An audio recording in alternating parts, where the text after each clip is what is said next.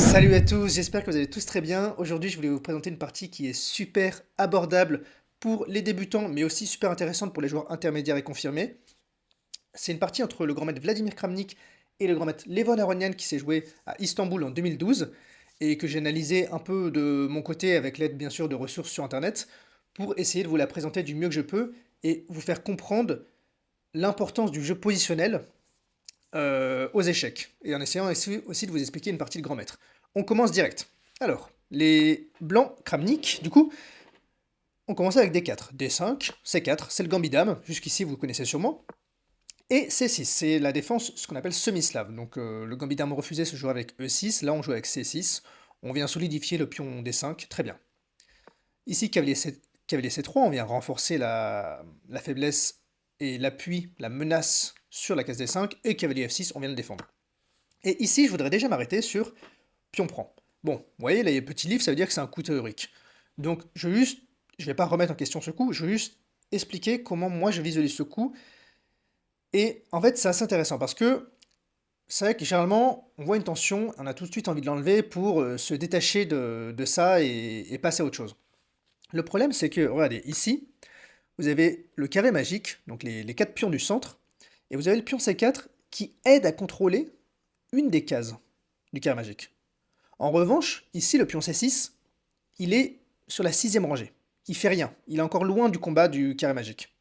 Et donc juste, positionnellement, lorsque vous faites un échange de pions, en l'occurrence celui-ci, vous ramenez, vous échangez un pion à vous qui était proche du carré magique contre un pion qui ne l'était pas.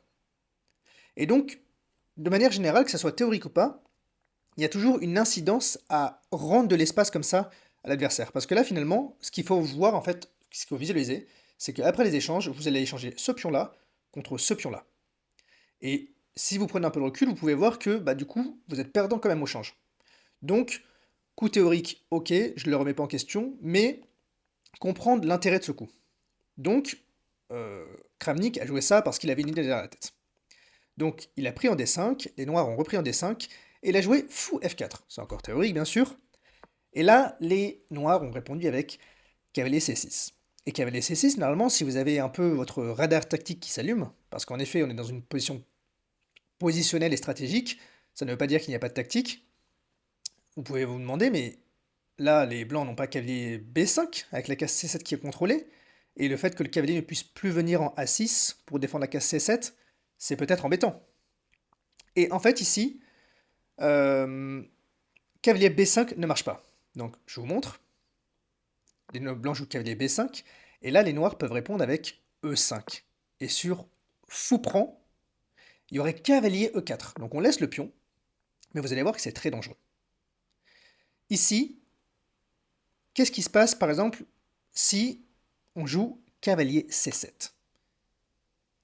Eh bien, en fait, après dame prend C7, fou prend C7, fou B4, le roi ici n'aurait plus de cases et ne pourrait pas s'échapper. La dame devrait s'interposer et ça serait déjà fini. Les blancs seraient complètement perdants, seraient déroqués, une pièce en moins, un pion en moins. Ça serait catastrophique. Alors, on n'est pas obligé de jouer cavalier B5. On peut jouer cavalier C3, retour. Mais avant de le jouer, là, on se ferait doubler les pions, peut-être qu'on n'a pas envie, alors on peut jouer tour C1. Mais là, on peut renforcer les noirs peuvent renforcer la pression avec dame A5. Et sur cavalier C3, prise, prise, les noirs pourraient jouer fou A3. On doit continuer à défendre le pion C3, tour C2, fou F5, et ça serait déjà perdant. La tour peut plus rester au contact du pion. Elle a quasiment plus de cases d'ailleurs. La seule case qu'elle a, c'est D2. On accentuerait la pression sur le pion D4. Une fois le pion C3 pris, ça serait déjà complètement perdant. Donc les noirs n'ont pas eu peur de cette idée de cavalier B5, et à juste titre. Et ça, c'est super thématique comme plan de sacrifier la dame pour la récupérer juste après. Donc, c'est pour ça qu'il faut éviter bien souvent de jouer des coups comme A6, A6 lorsqu'on n'en a pas vraiment besoin. Ici, Aronian n'en avait pas besoin, il a su le calculer et c'est très bien. Donc il a joué E3.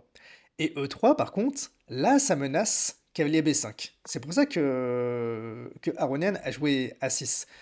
Parce que, disons que les noirs fassent un coup comme fou F5. Là, si je joue cavalier B5, eh bien, il y a la même idée. Parce que sur pion prend, pion E5, fou prend et cavalier E4, ici, cavalier C7 ne marche plus, enfin marche pour les blancs, parce qu'on ne pourrait pas prendre avec la dame, étant donné que sur dame prend, fou B4, le roi pourrait partir en E2. Et on n'a pas le temps de faire fou G4 non plus, il y aurait soit F3, soit cavalier F3, et donc là, ça serait complètement mieux pour les blancs. Donc finalement, E3, ça paraît assez surprenant, mais vient menacer la case C7. Et vous allez voir, cette case C7, elle va être super importante tout le long de la partie. Donc les noirs ont joué A6, comme je disais, pour l'en empêcher. Et là, les blancs ont joué fou D3. Voilà, ils finissent de développer une de leurs dernières pièces. Et G6. Euh, G6, l'idée c'est de jouer fou G7. Pourquoi pas? Mais en fait, le problème c'est que stratégiquement, regardez, ici, les noirs vont être assez faibles sur les cases noires. C'est déjà une chose. D'autre part, ce fou, lorsqu'il va arriver en G7, il va avoir beaucoup de mal à rayonner sur la case B2, C3, D4, sur cette grande diagonale, sans jouer le coup E5. Si on arrivait à jouer fou G7, E5 pour ouvrir, en effet, là, les noirs seraient très bien. Le problème, c'est que, regardez, cette case E5, elle est d'ores et déjà contrôlée deux fois, et peut-être qu'avec cavalier F3, les blancs pourraient encore la contrôler une fois de plus.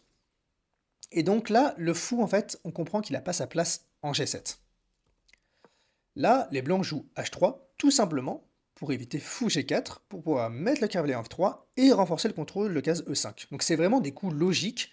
Là, H3, c'est une réponse tout à fait logique à fou G7 et au fait que le combat va se jouer au niveau de la case E5. Donc, les noirs ont joué avec fou F5, pas tout simplement parce que fou D7 ou fou E6 seraient des coups qui seraient très tristes pour ce fou.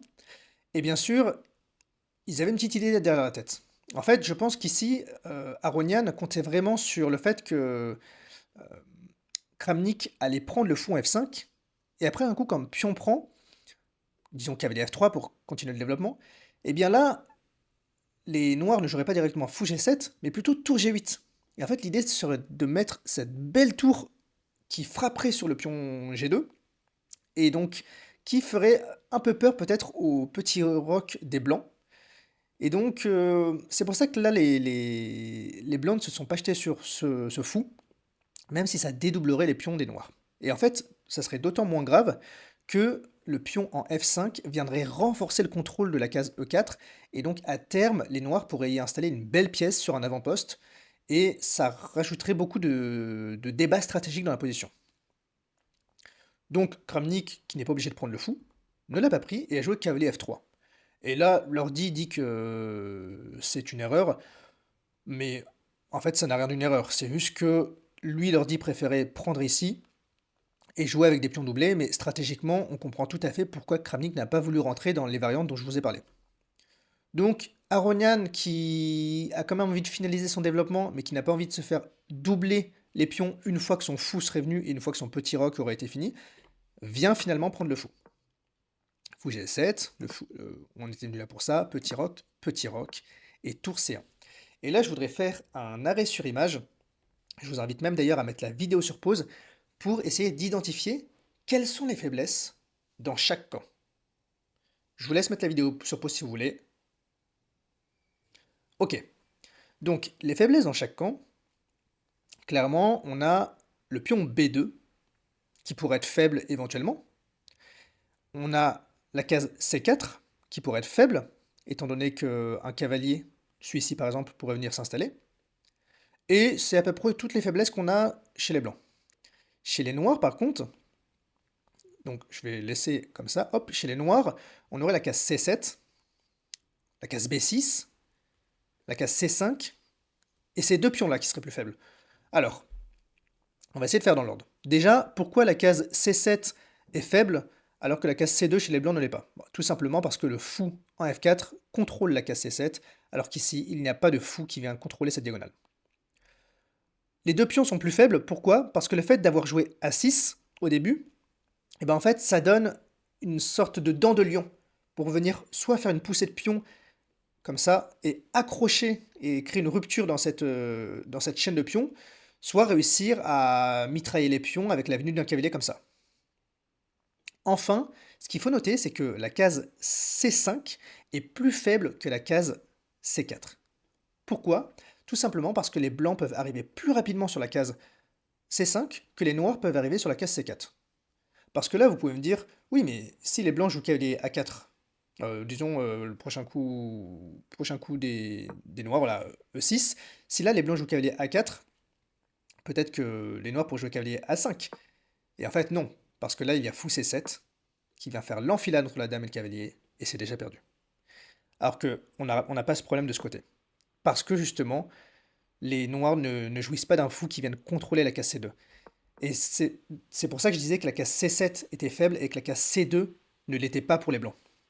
Et ça, c'est super important à visualiser, c'est que le fait que la case C7 soit plus faible, ça rend le fait que la case C5 soit plus faible. Donc comme quoi, il y a vraiment une connexion, c'est ça que je comprends quand on parle de jouer sur case noire, c'est que la faiblesse d'une case va provoquer la faiblesse d'une autre.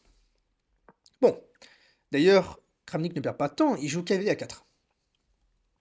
Après cavalier A4, puisque le cavalier en C3 ne défend plus la case E4, le cavalier se jette sur la case E4. L'idée aussi, c'est que les blancs vont mener une attaque à l'aile dame, et donc les noirs doivent réagir très vite et éventuellement mener une attaque soit au centre, soit à l'aile roi. L'idée aussi de cavalier E4, c'était de venir protéger la case C5. Et d'ailleurs, l'échange a lieu en C5, et les blancs viennent doubler sur la colonne C. Les noirs défendent, et ici, le coup A3 est joué. Encore une fois, le coup A3, c'est pas un coup au pif, c'est pas un coup à d'honneur. Disons que je joue un coup au hasard, comme fou G3, disons. Et bien là, les noirs auraient fou F8, et après un coup comme tour C3, ou... Alors pas tour C2, justement, vous allez voir pourquoi. Tour C3, et bien cavalier B4. Et là, la dame serait obligée de venir en B1 pour protéger le pion et le fait qu'elle soit attaquée. Et vous voyez, on a perdu. Enfin, là, les noirs peuvent peut-être juste échanger, et en fait, ils ont réglé tous leurs problèmes. Donc, A3, c'est vraiment un coup. C'est vraiment le seul coup à jouer presque pour conserver l'avantage. Et c'est ce qu'a joué Kramnik. Donc, la fou F8, c'était effectivement l'idée des noirs. Tour C2, et là, on ne craint plus l'arrivée d'aucune pièce, où que ce soit, sur la case B4. Ici, les noirs ont joué F6. F6, l'idée est très simple. C'est que on veut justement réussir à préparer E5 et à prendre le contrôle du centre et à créer du contre-jeu. Le problème, c'est que les blancs ne vont pas laisser le temps aux noirs de créer du contre-jeu sur la case E5. Cavalier D2 a été joué, et là, fou D6. Et en fait, fou D6, c'est un peu une imprécision parce que après l'échange des fous, c'est la partie d'ailleurs, les cases noires vont être d'autant plus faibles. Et en fait, ici, il aurait plutôt fallu préférer jouer un coup qui est dur à jouer, mais qui est cavalier A7. Et en fait, après, par exemple, tour C7, dame D8, et un coup comme dame B3 pour renforcer la pression sur le pion B7, les noirs peuvent jouer cavalier B5. Et en effet, c'est une position qui fait peur, mais finalement, on s'approche d'un jeu égal. Mais c'est très compliqué à jouer, et on comprend pourquoi en fait Aronian n'est pas rentré là-dedans. Mais fou D6 justement vient perdre encore plus le contrôle des cases noires. Et après cavalier B3, tour C7, les noirs ont joué cavalier A5. Donc là on profite déjà du fait que le cavalier est cloué. Les coups comme B6 ne marcheraient pas non plus, étant donné qu'on s'affaiblirait de tous les côtés. Là, il y aurait juste tour prend C6, tour prend C6, tour prend, dame prend, cavalier prend, enfin voilà. Ça serait complètement perdant. Donc, ce cavalier, il va être là un petit bout de temps, on va pas pouvoir le déloger, et vous allez voir qu'il va poser beaucoup de problèmes. Donc, les noirs renforcent leur contrôle sur le cavalier, et ici, vous pouvez voir la barre d'évaluation. Les blancs jouent et gagnent un avantage décisif. Et je vous laisse mettre la vidéo sur pause et je vous explique le coup juste après. Ok, Du coup, le coup qui a été joué, c'est cavalier prend B7, coup brillant. L'idée, c'est que sur tour... bah, en fait, tour prend est quasiment obligé. Là, on peut pas juste laisser les blancs avoir pris un pion sans contrepartie. La dame attaquée, enfin, tout fout le camp, donc on est obligé de prendre le cavalier.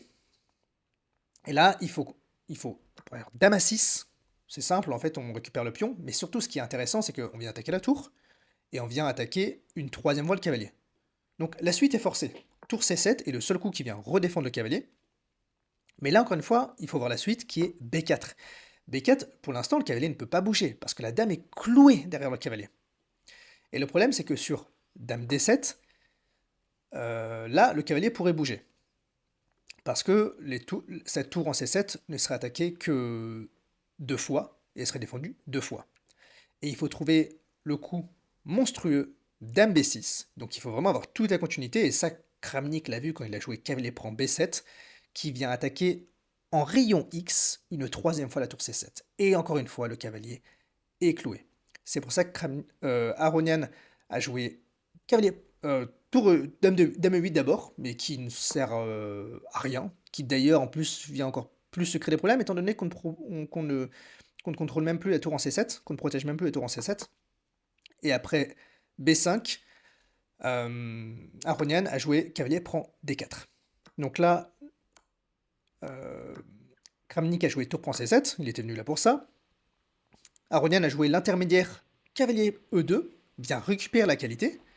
Et après tous les échanges, regardez, ici dans cette position, on se retrouve quand même avec une qualité de moins. Et donc là, il faut jouer, bien sûr, dame C6. Et en fait, là, on ne peut pas échanger, parce que si pion prend, le roi noir ne serait pas dans le carré du pion, et ne pourrait pas arrêter le pion à temps, le pion passé. Et donc après dame D8, là, en regardant la partie, le premier coup qu'on a tous envie de jouer, il y a 2 coups qu'on a tous envie de jouer. Parce qu'on est des joueurs débutants, ou voire débutants avancés. Moi, le premier coup que j'ai eu envie de jouer, c'était dame E6. Bon, bah, je récupère un pion sur échec en plus, ou voire dame prend C1. Et en fait, le meilleur coup, c'est pas ça. Ce cavalier, on s'en fiche. Il n'a pas le temps de revenir dans la partie. Il est complètement perdu de chez perdu. C'est pas la priorité du jeu. La priorité du jeu, c'est de faire jouer cette majorité, ces 2 pions passés à l'aile dame. Et c'est pour ça que B6 a été joué. Alors Aronian se ramène avec son roi F7. On repropose encore une fois l'échange des dames.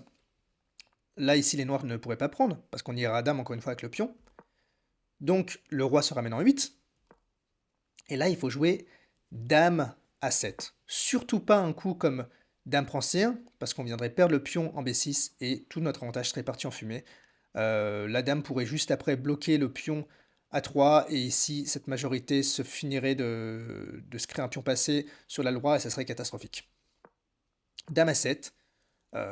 Aronian est un peu désespéré, il joue D4. Et là, juste tout simplement B7. Et les noirs ont abandonné parce que la promotion du pion B est inarrêtable, tout simplement.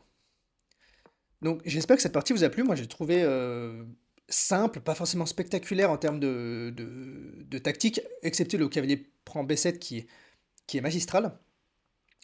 Et j'ai trouvé très intéressante sur le jeu positionnel, dans le sens où tous les coups sont logiques, et pourtant les noirs, sans avoir fait trop d'erreurs, perdent, tout simplement parce qu'ils se sont pris un massage positionnel de la part de Kramnik. Et donc c'est un dur jeu que celui des échecs, parce que parfois on peut quasiment ne pas faire d'erreur, et juste par une compréhension du jeu qui est parfois inférieure, perdre complètement la partie. Donc n'hésitez pas à me dire dans les commentaires si vous voulez que je fasse d'autres analyses de cette partie comme ça. Dans tous les cas, j'en ferai, parce que moi je trouve que ça m'aide à progresser d'analyser moi-même ces parties. Euh, et si vous avez aimé la vidéo, bah, n'hésitez pas à la liker, à mettre un petit commentaire ou à vous abonner, ça fait toujours super plaisir. Et je vous dis à bientôt pour une prochaine vidéo. C'était Mathieu, ciao ciao.